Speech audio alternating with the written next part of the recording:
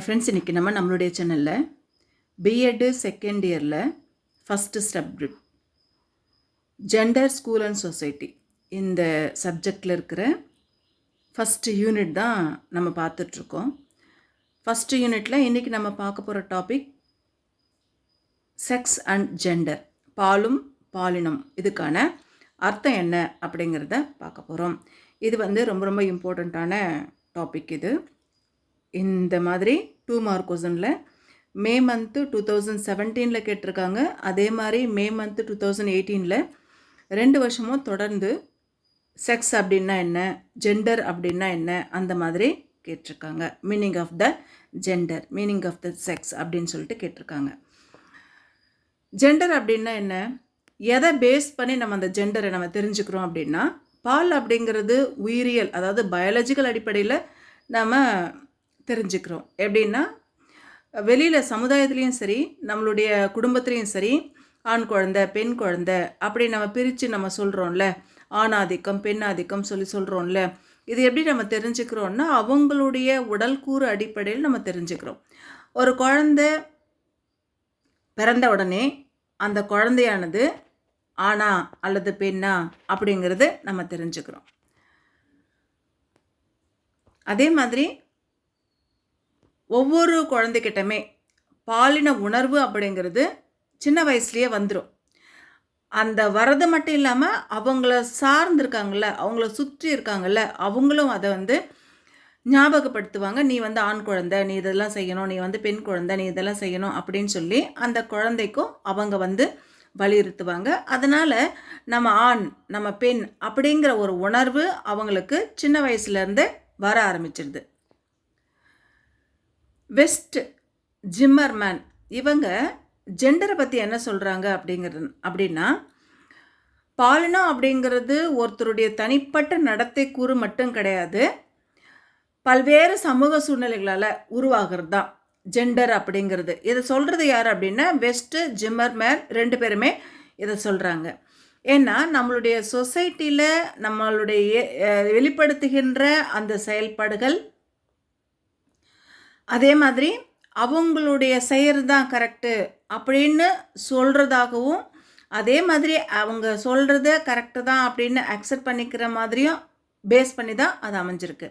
இந்த மாதிரியான பால் நடவடிக்கைகள் தான் ஒருத்தர் ஆணா அல்லது பெண்ணா அப்படின்னு சமுதாயத்தால் தீர்மானிக்கிறாங்க.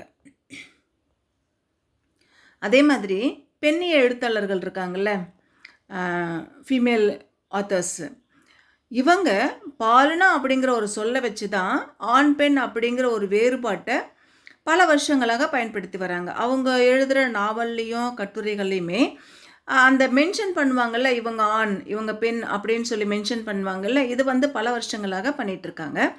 பாலினா அப்படிங்கிறது சமூக கண்ணோட்டத்தில் ஒரு பெண்ணால் என்ன சாதிக்க முடியும் அப்படின்னும், ஆணால் என்ன சாதிக்க முடியும் அப்படின்னும், என்ன செய்ய முடியும் என்ன செய்ய முடியாது அப்படின்னும் மனசில் வச்சுட்டு தான் சொல்கிறாங்க. ஏன்னா ஒரு சில விஷயங்கள் ஆண்களால் ஈஸியாக செய்ய முடியும், அதே ஒரு சில விஷயங்கள் பெண்களால் செய்ய முடியாது. ஏன்னா உடல் அளவில் நிறைய வெயிட்டெல்லாம் தூக்க முடியாது, ஆண்கள் தூக்குவாங்க. மனசளவில் என்ன சொன்னாலும் தாங்கிக்கிற சக்தி பெண்களுக்கு உண்டு, அது ஆண்களுக்கு கிடையாது. அந்த மாதிரி ஒரு சில வேலைகள் பெண் ஈஸியாக செஞ்சுருவாங்க, ஒரு சில வேலைகளை ஆண் ஈஸியாக செய்வாங்க. அப்போது அவங்களுடைய உடலுக்கேற்ற மாதிரி, அவங்களுடைய மனநிலைக்கேற்ற மாதிரி அவங்களுடைய வேலைகளை அவங்க பகிர்ந்து செஞ்சுக்கிறாங்க. ஆனால் இதுக்கு மாற்றிய கருத்துக்களும் உண்டு. ஏன்னா பெண்ணால் எதுவுமே செய்ய முடியும் அப்படின்னு இன்றைய காலகட்டத்தில், இன்றைய தலைமுறையில் எல்லாமே சொல்கிறாங்க. ஒரு பெண்ணால் முடியாதது எதுவுமே கிடையாது, எல்லாமே சாதிக்கிறோம். ஃப்ளைட் ஓட்டரில் இருந்து ஷிப்புக்குள்ளே போகிற வரைக்கும் பெண்கள் எல்லாமே செய்கிறாங்க அப்படின்னு சொல்லக்கூடிய நேரமும் இன்றைய காலகட்டத்தில் இருக்குது. அதனால் ஆணும் பெண்ணும் சமமாக இருந்தால் கூட ஒரு சில வேலைகளெல்லாம் ஆணால் செய்ய முடியாத வேலைகள் கூட பெண்களால் செய்கிறாங்க. இப்போது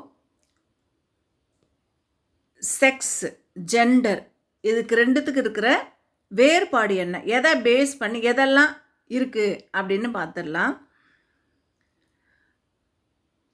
கம்பேரிட்டிவ் செக்ஸ்க்கும் ஜெண்டருக்கும் என்ன கம்பேரிஷன் அப்படிங்கிறது. உயிரியல் அடிப்படையில் எந்த மாதிரி கம்பேரிஷன் அப்படின்னு பார்க்கும் பொழுது, இது ஆண் பெண் 2 பேருக்கு இடையில் இருக்கிற உயிரியல் மற்றும் உடல் கூறு அடிப்படையில் வேறுபடுத்தப்படுது. ஆண் குழந்தை பெண் குழந்தை அப்படின்னு சொல்லி சொல்கிறாங்க. அதுவே ஆண் இல்லை பெண் இல்லை, அதாவது அந்த உடல் கூறு அடிப்படையில் எதையாவது ஒன்று அதிகமாக இருக்கும் பொழுது அப்போ அது வந்து டிரான்ஸ்ஜெண்டராக மாறுது. 3வது பாலினம் அப்படின்னு நம்ம சொல்கிறோம். ஜெண்டரில் இது சமூக அமைத்து கொடுக்கின்ற பணி பகுப்புகள், நடத்தைகள், நடையுடை, பாவனைகள் இதை பேஸ் பண்ணி அமையிறது தான். எது வந்து ஆண்களுக்கு ஏற்றது, எது வந்து பெண்களுக்கு ஏற்றது அப்படின்னு அடையாளம் காட்டி அதை பேஸ் பண்ணி நடந்துக்கிறது. அடுத்து பாலினம். இந்த வேறுபாடுகளில் 2வது வர்றது என்னென்னா உயிரணுக்களுடைய பங்கு.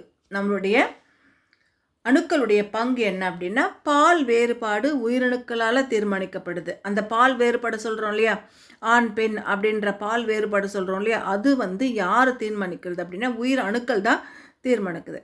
அப்படின்ற பாலின கருத்தில் பாலின பணிப்பகுப்புகள், அதிகார வரம்புகள், அதிகார முறையிலான உறவுகள் இது எல்லாமே சிறப்பிக்கப்படுது. சமூக அமைப்புகளால் ஏற்படுத்தப்படுகின்ற இந்த மாதிரியான பணிப்பகுவல் பண்பாடுகளுக்கு இடையில் போகாமல் மாறுபடக்கூடும். பாலின பொறுப்புகள் மாறுதலுக்கு இடமளிக்கும். அடுத்து பொறுப்பு பகிர்வு. இதில் செக்ஸ் பாலில் எதுவும் கிடையாது. ஆனால் பாலினமில் பாலின பொறுப்பு பகிர்வு எல்லா இடங்கள்லையும் ஒரே மாதிரி இருக்கிறது கிடையாது. இது வெவ்வேறு வகைப்பட்டிருக்கும். பல்வேறு சமுதாயங்களில் 2 பேருமே பழகிற அந்த நிலையை பொறுத்து, அவங்க செய்கிற வேலை பொறுத்து அது வந்து தீர்மானிக்கப்படுது. இப்போ நம்ம பார்த்தது பாலினம். இந்த 2த்துக்கு இடையே உள்ள வேறுபாடுகள் என்ன, இந்த மாதிரி பார்த்துருக்கோம். இது வந்து உங்களுக்கு 5 மார்க்ஸில் கேட்பாங்க.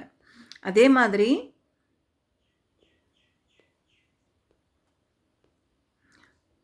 பாலினம் அப்படின்னா என்ன, இதை வந்து இதுக்கான அப்ரிவேஷன் சொன்னது யார் அப்படின்னு பார்க்கும்பொழுது அவங்களுடைய கருத்துக்களை வெஸ்ட்டும் ஜிம்மர்மேனும் சொல்லியிருக்காங்க. அதுக்கடுத்து பால் அப்படின்னா என்ன, இந்த 3 டாப்பிக்கும் இன்றைக்கி நம்ம பார்த்துருக்கோம். பால் அப்படின்னா என்னன்னு பார்த்துருக்கோம். அதுக்கடுத்து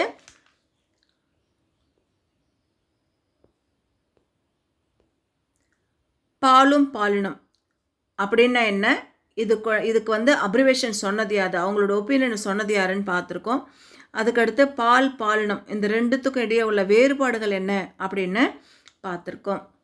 நாளைக்கு இதே ஃபஸ்ட் யூனிட்டில் இன்னொரு டாபிக் நம்ம பார்க்கலாம்.